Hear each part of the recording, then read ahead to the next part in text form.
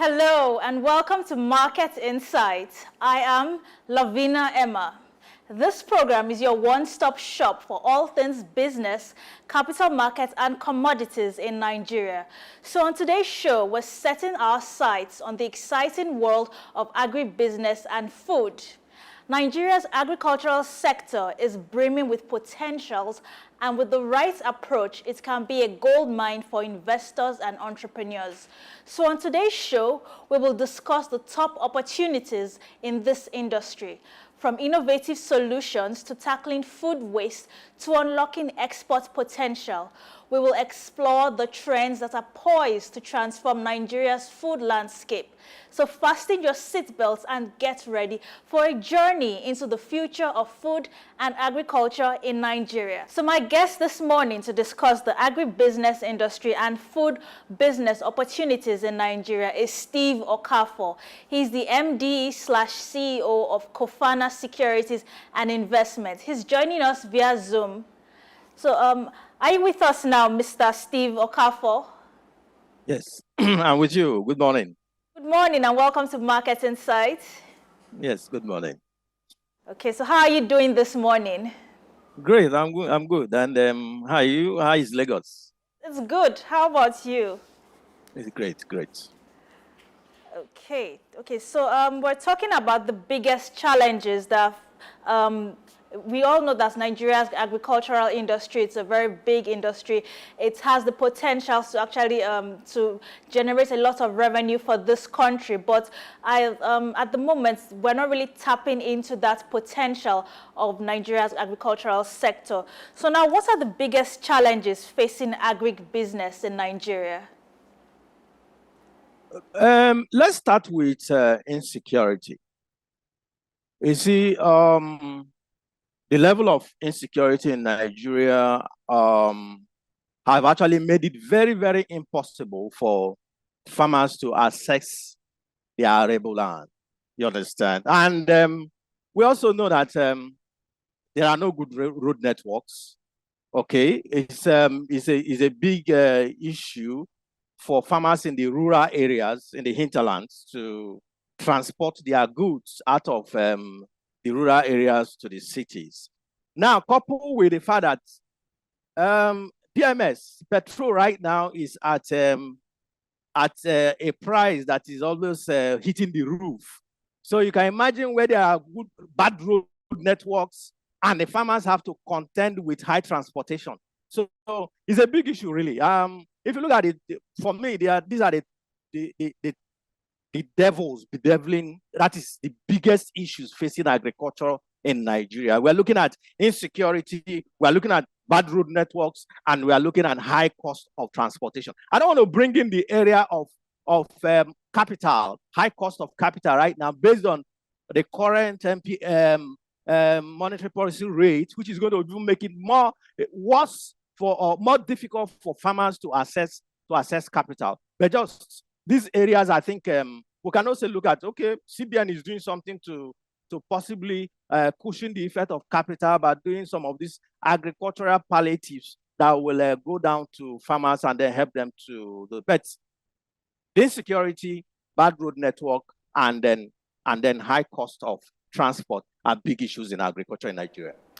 Okay, now, first of all, let's start with the insecurity. I'm certain that you've noticed recently, like in the news, there hasn't really been too many cases of attacks on farmlands in recent times. And prior to this time, the federal government has been doing its best to tackle the insecurity with farmers and the issues with herders also. And they've also given the state government the free hand to actually have forest rangers to protect farmers.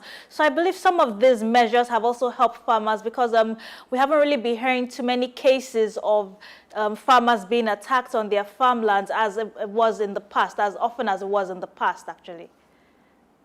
Yeah, let's come to that. I want to believe that really, I think the security forces are doing much better now than it used to be before the current administration. But I don't want to say it's, we have reached El Dorado yet.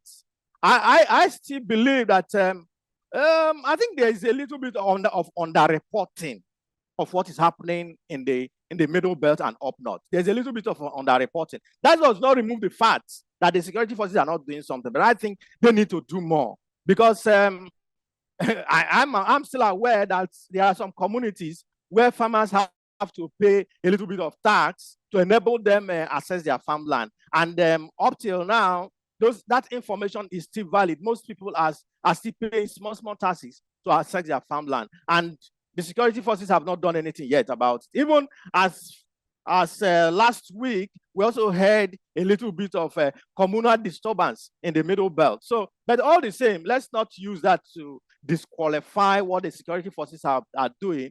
I still think they need to do a lot because we're in a country where we should have abundant food supply. There's no reason why. Yes, that's we very should be true. where But we let's are. say it's a work in progress at the moment with Absolutely, in terms of insecurity. It's a work in progress, and hopefully it will get better. And yet, this issue of farmers and insecurity will be a thing of the past going forward.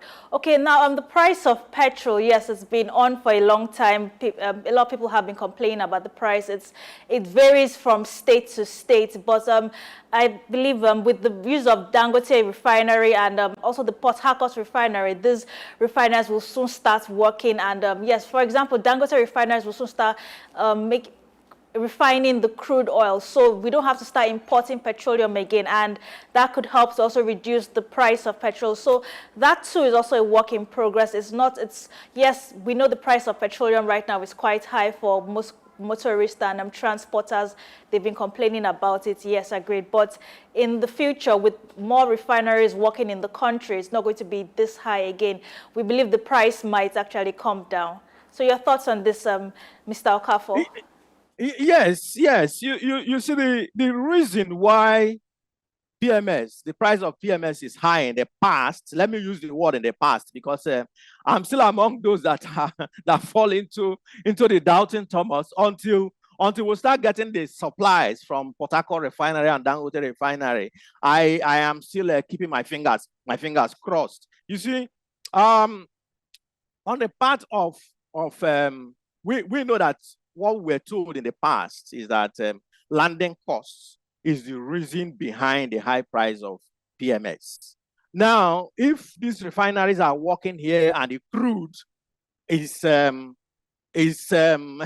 our crude as it stands, I think that the landing cost will be removed from the cost of PMS. So we look forward to it. But by and large, I just want the government to do something.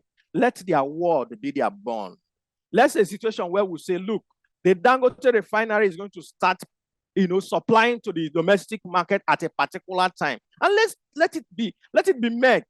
Let's stop shifting the goalposts from one month to another. You see, a situation where your word is not your bond, it becomes a situation where the citizenry will not believe whatever you say. It becomes an issue of until I see, I don't believe.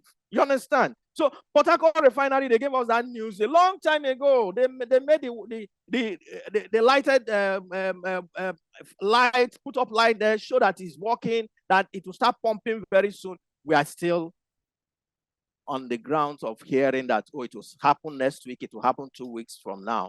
They should do something about it. Let their word be their bond. And so that we, the common masses, will say, okay, let's give them benefit of doubt.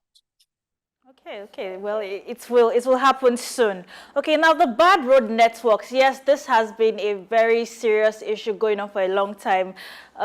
It's all over the country, both to the north, south, east, and west. And some measures have been put in place. Some upcoming roads, for example, the Lagos to Calabar Road, which is under construction, and it will also aid transportation of goods and services from that part of Nigeria, from the south to the southwest, which is actually a very good, innovative, and it's also helped traders moving this kind of long distances, transporting their food items from the farmlands to the market. So I think the bad road networks, yes, is something that government is definitely working on to actually help farmers and traders to ensure that these food items get to the common man, because with bad road networks, it's also increased the price of food items, making it, by the time it finally gets to the market, these prices prices would have gone up in the long term. So yes, I would also say that too is work in progress with the bad road network. So what do you think about this, Mr. Okafor?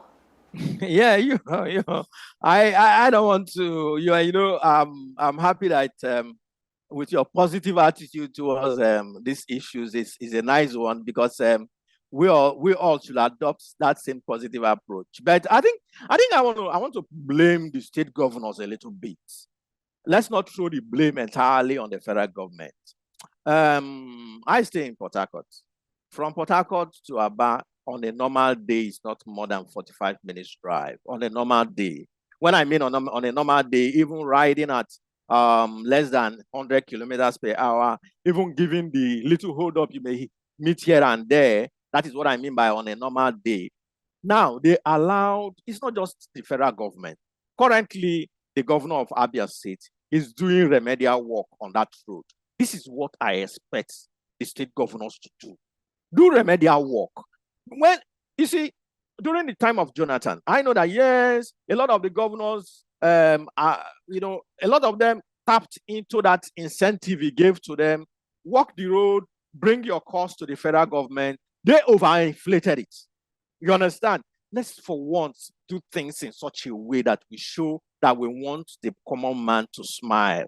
You understand? Let them at least do this remedial. You can put hardcore on those roads, all those bad portions. They are not too much, but it will reduce the congestion of traffic when it gets there.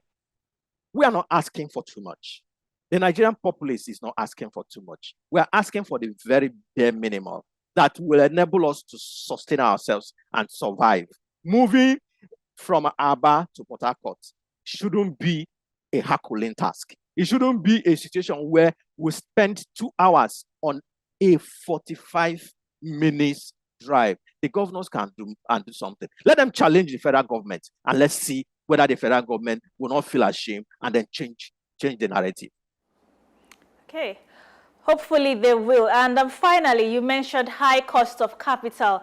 Yes, recently, we've also noticed during the last MPC committee meeting how the interest rate was also increased, and this was to combat inflation. So concerning the high cost of capital, we know that when farmers actually, or better still, new businesses, whether you're a food business or any kind of business, goes to the bank to apply for a loan, they're all affected by this high interest rate. And it also makes them, yes, by time to repay back this capital, it might be a bit difficult. So concerning the high cost of capital, a lot of analysts, a lot of agriculturalists have also suggested that farmers should come together and form groups so that when they are approaching a potential investor or a potential lender that could actually invest in their farming business, they could actually say, okay, this is a group of maybe 10 to 12 farmers, and they could decide, okay, if we decide to give them the money for them to purchase more mechanized tools for their farming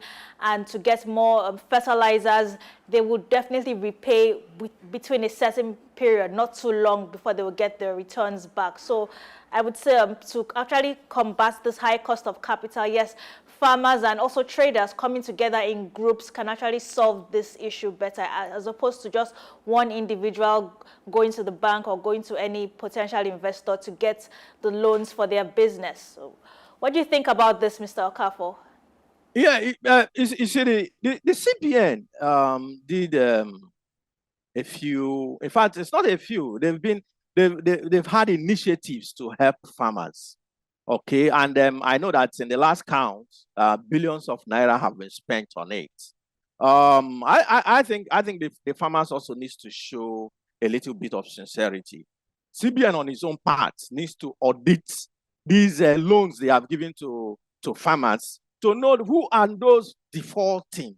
You understand? Right now, as it stands, the high cost of capital, yes, is more of applicable to individuals that go to first generation, or that's the commercial banks as it stands. But those ones that are able to tap into the CBN initiative, tap into that CBN funds, which is readily available, those ones don't actually they are not much affected by the high cost of capital, because their rates is highly subsidized. It's just that it's an issue of this money that is being given by CBN. They should do it in such a way that it shows they should be business-like.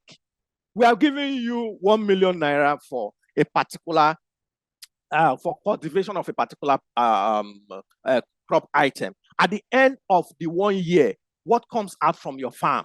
At the end of the 1 year, have you been able to show that this 1 million naira given to you was used in such a way that it shows that, yes, if so 1,000 other farmers are giving such an amount, even if it's your state can sustain, can actually get something out of what you have cultivated. So the CBN needs to do more on what they are currently doing. Because for me, if they tell you how much have been doled out, how much have been doled out by CBN on one farm initiative or the other, you'll be so shocked. But I'm sure that what they are just using it for is more like political patronage. There's Bank of Agriculture. Those ones don't give out loan based on the current interest rates, because they are funded by the federal government.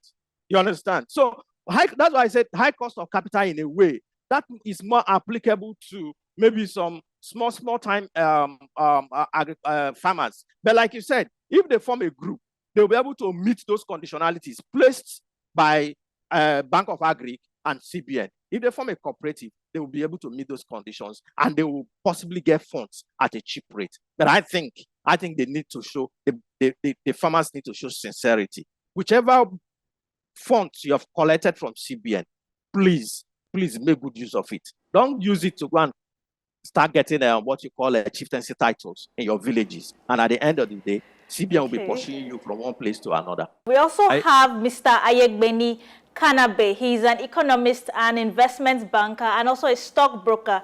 He's also joining us via Zoom this morning. So I have two guests joined via Zoom, Mr. Okafor and Mr. Kanabe. Traders are still complaining about the fact that they buy at a high price, so they still have to sell at a very high price. So nothing has changed, despite the fact that the price of dollar is reducing. And I'm quite sure we're wondering how this can actually impact the common man in terms of food prices, because nothing has changed so far. So what do you recommend at this point in time, Mr. Okafor? It's a little bit difficult to do any kind of recommend. I just want to put you through a little bit of what the traders go through. Now, let's give an instance that let's use Indomie for example. Let me just categorize and buck them up into one and say, look, somebody bought 100 cartons of Indomie at 10,000. Okay. When dollar was, let's assume 1,500 naira to a dollar. Now, this gives you a total cost. Now, even if dollar comes down, even if naira appreciates and appreciates to the point of 1,000 naira to $1, now don't forget, this trader bought 100 cartons of Indomie at a high cost. This same trader will want to recover the costs at all means. And to recover that cost means that the trader will continue to sell at a higher cost. The trader cannot come right now. You see, the trader cannot come right now because the cost, the naira has appreciated, and they expect the price should come down immediately, except the government is willing to defray that cost, to defray that difference. And that is not what I will advise any government to do. We have more pressing issues. Yes, it's not like food is not a pressing issue, but there are things that the government should look into. Not everybody eats Indomie. Yes, I know that maybe a higher percentage eats Indomie. Things they should look into are the things like gari and yam. You understand? But basically, I want to let you, what I'm trying to explain to you, where it is difficult for prices to come down automatically, because the traders must recover the cost of their items. So like I said, two things are involved. If you want the traders to bring down their price, government have to step in. Stepping in is not by fixing prices. No, that's not stepping in. Because when you step in to fix prices, the traders cannot sell below their cost price. What will they do? They will, if instead of them selling at your fixed price, they will lock up shop. They will automatically decide to protest by not selling at all. And that will worsen our situation. So the only thing you can do, the government can do, the only thing the government can do is come and defray another subsidy, which they are running away from, which is not what they are supposed to do. So I think by and large, we all should be prepared and be praying that the price of this appreciation of Naira will remain for a long time. Let it not be a window dressing. Let this appreciation be, because by the time they finish selling what they have in their warehouse, how long are they going to stay to finish selling it? We will not know. That's the truth. We are between the devil and the deep blue sea. That's the biggest problem when you allow prices to skyrocket. When prices skyrocket, bringing them down is not a day's job. That's it, Maida.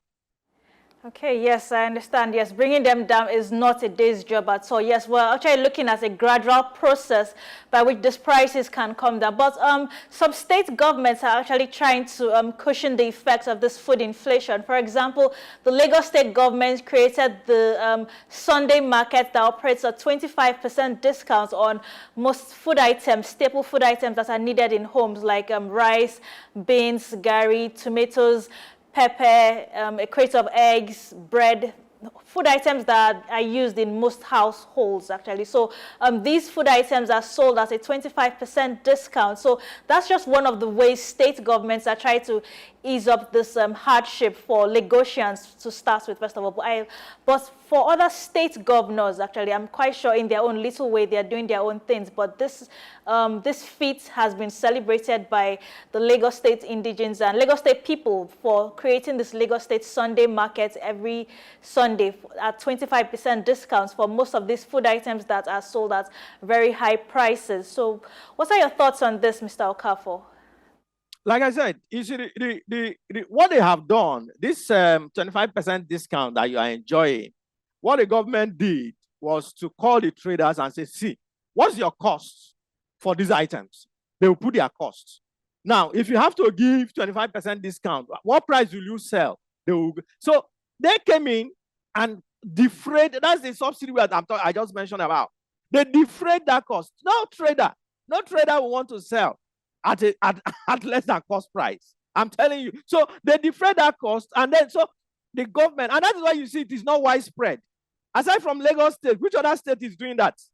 So Lagos State took that initiative and decided to defray certain costs and allow the prices to come down in Lagos State. And that is why what you are enjoying in Lagos State, no other state is enjoying. I'm in Rivers State. We are not enjoying such. Rather, what we do is, if you happen to travel outside the capital and you go to the hinterlands, the price difference is not much. Maybe there's an occasion, but you cannot just fuel your car because you want to go and buy one head of a plantain and you travel how many kilometers to go and buy one head of plantain. By the time you put the cost of the fuel, add it to the price of what you bought, you are back to square one. You understand? So kudos to the Lagos State government for what they are doing, and we pray that other states will take to the same line and see how they will ameliorate the sufferings of the people in those states. Okay. Well, some other states, the state government there shared out palliatives for their citizens in some other states in the north, in northern Nigeria. But, okay, let me ask you this question moving forward now. What government initiatives are in place to support the growth of the agribusiness sector? If you look at the agribusiness sector, like I mentioned earlier, you see that CBN actually put in place a lot of initiatives. You understand? And those initiatives are more of providing capital. You understand? But right now, as it stands, they need to go a step further. And that step further that I mentioned earlier is to look at, okay, Mr. A will give you so and so much.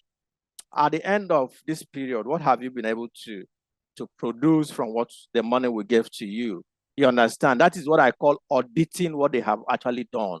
They need to go that step further so that, one, those that collected, that tapped into the initiative will be able to give account of what they have done. Because if not, it becomes a jamboree and it becomes business as usual. That's the truth.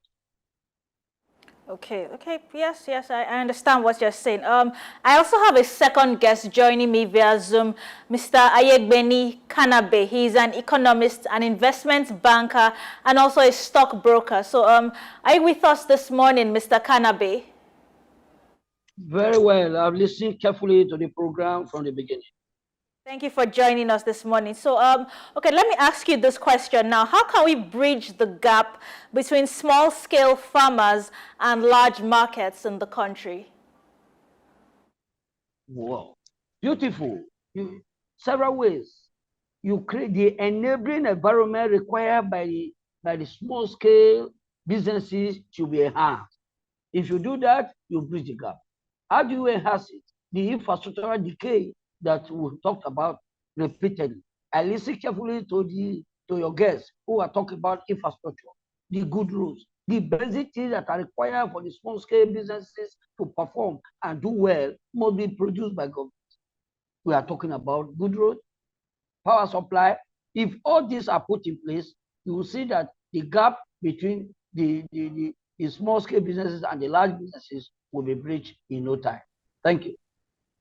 Okay, yes, we'll be bridged in no time. Well, we all want to see this happen as soon as possible because, I mentioned with my guest earlier on, we talked about these challenges facing the agricultural sector in Nigeria, and bad roads is a very key factor amongst them. Now, yes, we've noticed that there are some consequences to this bad roads, for example, actually, and the high cost of petroleum. Post-harvest losses is something a lot of farmers have been affected with because of the current situation in the country right now with insecurity, high price of petroleum, bad roads networks. Now, post-harvest losses now are a significant drain on the agricultural sector. So how can investments in storage and processing infrastructure be incentivized? One of the biggest problems for agriculture in Nigeria is at harvest period, at harvest time, we lose a lot. I come from a community that's mainly agriculture rural in Edo State, where we produce a lot of yam, cassava, granite, yams, but during the harvest period, we waste all this because we do not have the storage facilities are not in place. A place like Benue, Kogi, my neighboring state, if you see oranges in Kogi, if you see, and I used to ask myself, why is it that the Kogi state government cannot set up a juice, an orange juice cup somewhere in Boko? Oranges are so, that is the wastages. How much do we consume in the city?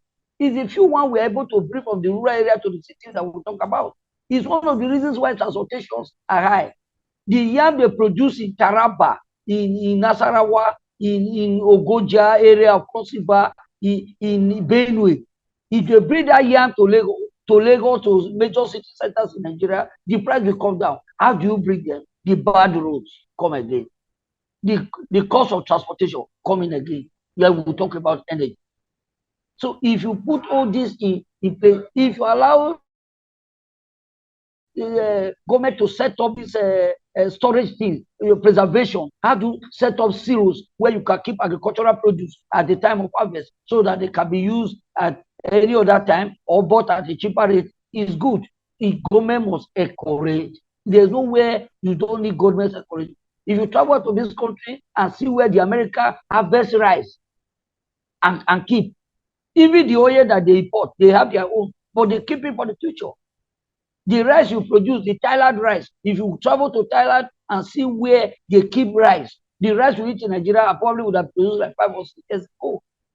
So storage of produce is very key in rural, in agricultural. There's no way you produce, you must talk about how you go to store the essence of your production.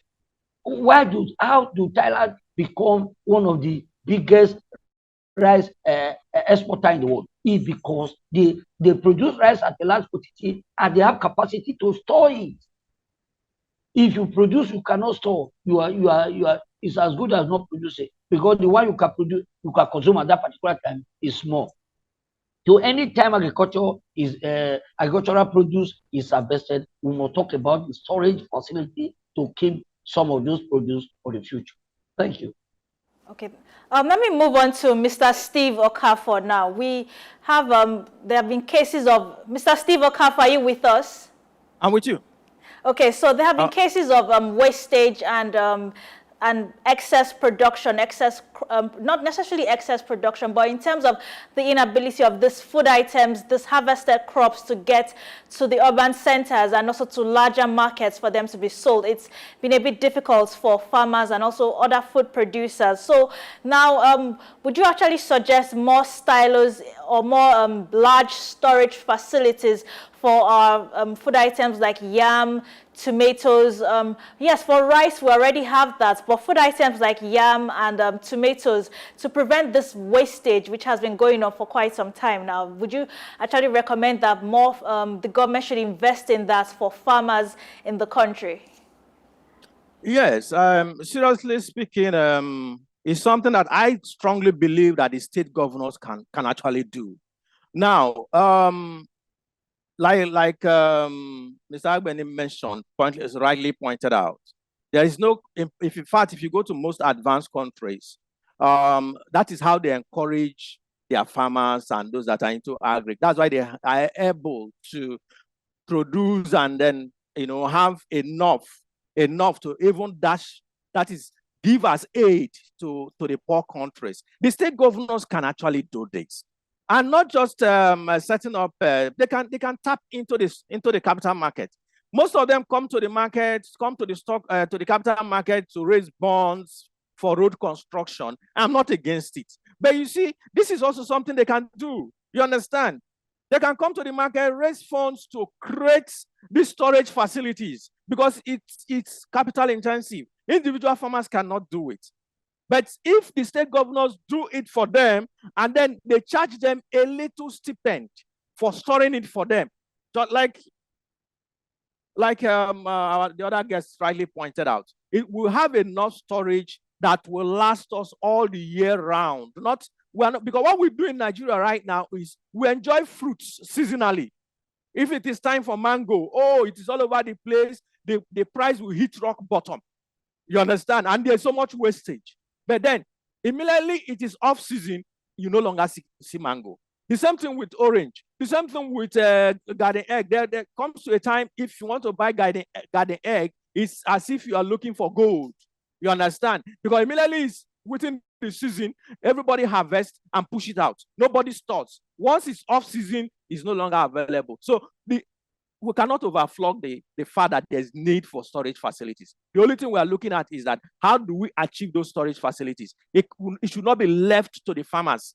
The government have to come in. And I think the state governors have a lot to play in this area. That's it. Okay, thank you for that, Mr. Okafor. Okay, now, again, we actually know the importance of technology.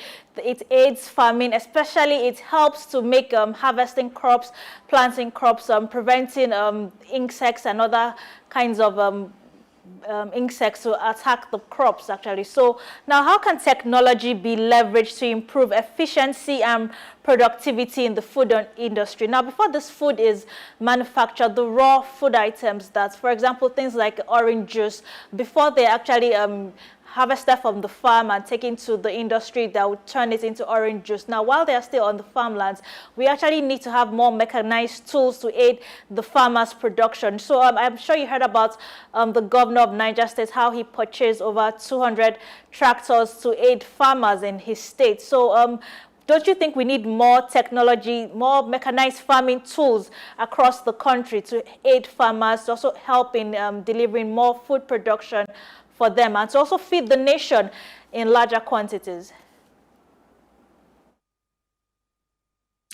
Yes. Like we said, if you look at our current inflation rate, and you look at the fact that we must do something very drastic to help ourselves and bring down this inflation rate, you'll notice that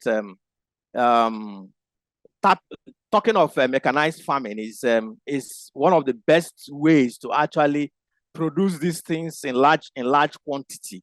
But just like we earlier said, producing and growing these crops in large quantity without having a storage facility, it also comes to, it's almost like counterproductive. So while we are leveraging on mechanized farming, while we are leveraging on all manner of technology to enhance production, we must. Even the storage facility is also part of using technology to enhance production. Storage is very, very key. While we produce, we must think of storing so that these commodities will be there and the prices will remain almost, when you store these commodities, when you store these goods and enable them to serve all the year round, it also helps that at any point in time, there will be stable prices across board for the products in the country. Okay, thank you for that, Mr. Okafor. Okay, Mr. Kanabe, are you with us? Yes, I'm seeing. Okay, that's good to know. Okay, yes, so we heard what Mr. Okafor said. Yes, so I'm still focusing on technology. So how can Nigerian, or whether the state government or the federal government, encourage investments in food processing technologies? Wonderful.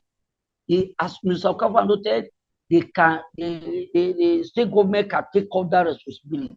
Because in this country, we have left everything to federal government. Why not the state government? State government can need to initiate process. There are states that are in agricultural area, whose states are very good in agriculture. They can tap into technology. I mentioned a while ago that the state like Benue, they call themselves the food basket of Nigeria. How much of that food in the basket you store for you?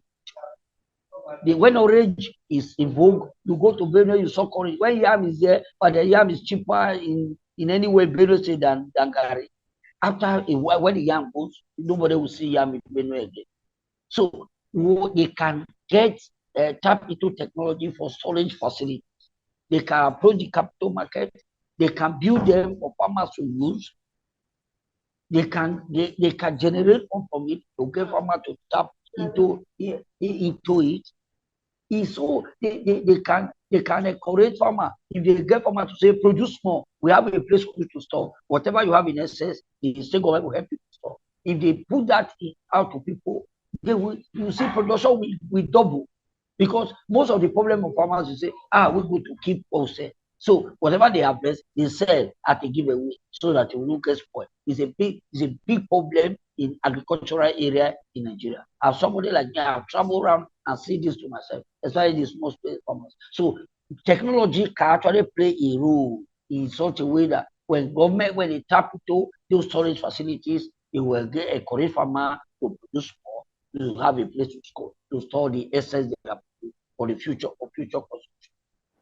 Okay. Thank you. Okay, thank you for that, Mr. Kanabe. Now, we all know of Nigeria's rich agricultural tradition. It has been as far back as since independence of this country. We have boasted about our rich agricultural sector with food items, palm oil, granules, different food items we have. But in recent times, we can't really say that much about our rich agricultural tradition. It's not the same as it was back in the 1960s and the 1970s. And in spite of, but yes, we still have a very rich agricultural sector. We still have a lot of arable land.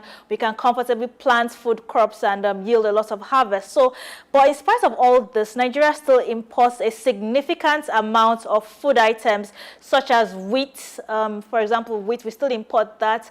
We still import some other smaller grains. We still import things like there's this foreign rice that we still import and some other food items that we still import into the country, apart from the cereals and other foreign fruits that we import. Now, this is quite a paradox because we can't be blessed with so much resources and still be importing food items. So how can domestic production be significantly boosted in this country right now? Because I think we need to tap into the gold mine of our agricultural sector.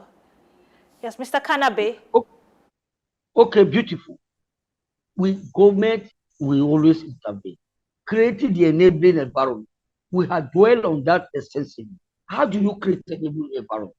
If you give facility to people, one of the biggest problems that have faced agriculture again in the last 5, 6, 7 years now is the is the insecurity in the north. Insecurity has drastically reduced the production level of agricultural produce in northern, especially in northern Nigeria. Even in the south, where insurgency don't allow farmers to go to farm the way he used to be. A lot of things are getting expensive. The tomatoes, farmland are being destroyed by herdsmen,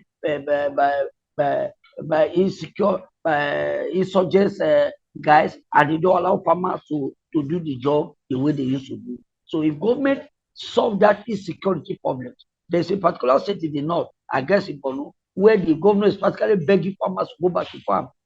It's a major alabasa, what you call onions, producing area in Nigeria. A whole local government as the Borno state as a state is bigger than the whole of eastern Nigeria. So if imagine such a state don't need go to farm. For years they were not into they were out of farms. So what we are saying is that government must encourage it, they must intervene. Let them solve this security problem. Let's create the enabling environment. Let's have good roads to go to bring the produce to where they are needed. Because in those rural areas, the population is not there. There are more people in cities, in urban areas and urban centers in Nigeria than rural areas. So if government specifically intervene in creating those environments, if you have good infrastructural facilities, rail system are not working.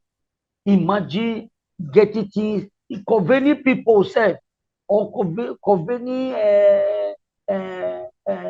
produce from northern Nigeria. They need to work on the rail system.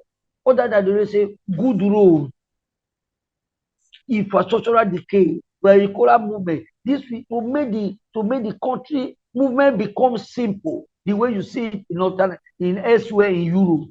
Anywhere you are in Europe, the train system can navigate you from country to country around, especially in Western Europe. So we can do that in Nigeria. Nigeria is such a vast country that if we don't solve that transportation problem, infrastructure massively, if we don't do that, it is when we create that infrastructural enablement that we can talk about enhancing production. If farmers know that if they produce onions to take it from Borno or Yobe or Sokoto to Lagos to sell is a problem. If you know there's insecurity on the road, they will not even bother to produce more. They just produce what they can solve and what they can sell in their local market over there. So government must tackle these issues head on. They must create that environment. Let them head on that look, we are agricultural nation. We must devote part of our resources to agriculture. Because before you talk of selling, a nation must able to feed itself. A nation that can no longer feed itself, they have another name in another discourse. A nation should be able to feed its citizens at all times. Not even in times of I understand what you're saying. Thank you so much. Exactly. For giving us this point. Yes, it's absolutely important that the government should solve our infrastructure issues, and this will also help to boost our local production in the country. So thank you very much for joining us this morning on Market Insights, Mr. Ayegbeni Kanabe. We look forward to having you again on the program. Thank you very much. I'm delighted to be with you. I will always be available when I'm called upon. Okay, thank you very much. And thank you very much, Mr. Steve Okafor, for joining us this morning on Market Insights, for sharing your thoughts on how to boost our local agricultural sector, how to boost the food business and the food industry in this country. Thank you very much for joining us this morning, Mr. Steve Okafor. Thank you. It's nice talking to you. Okay, so let's take a look at the selling rates for our foreign currencies this morning with the official CBN rates and the parallel market rates. That's the black market rate. So this morning, the dollar, the price has dropped to 980 naira at the Central Bank of Nigeria rate. The price currently is 980 naira to $1. And in the black market rate, the parallel market rate, it is 1,115 naira to $1. So between the CBN rate and the parallel market rate, it's a difference of 135 naira. As we can see, it's the price of the naira against the dollar is actually, the naira is appreciating more since it's 980 naira at the CBN rates. Now, The euro is currently selling for, the pound sterling is currently selling for 1,237 naira at the CBN rate, and the parallel market rate is 1,470 naira, a difference of 233 naira between the CBN rate and the parallel market rate. And the euro at the CBN rate is selling for 1,059 naira to 1 euro, and the parallel market rate is 1,250 naira to 1 euro, a difference between the CBN rate and the parallel market rate of 191 naira. So those are money market figures this morning for the Tuesday, 16th April, between the euro, the pound sterling, and the dollar. Those are the figures this morning. The dollar is still coming down, as I mentioned earlier on. Okay, so that's our time today on Market Insights as we discuss the agricultural sector, the potentials in the food business industry, and how we can actually improve on the agricultural sector. I discussed these issues with Mr. Steve Okafor and Mr. Ayegbeni Kanabe. So both of them are economists and also invested in Nigeria's agricultural sector. And thank you so much for watching Market Insight this morning as we discuss these issues. I am your host, Lavina Emma. Stay tuned to the next program on Sook News Television.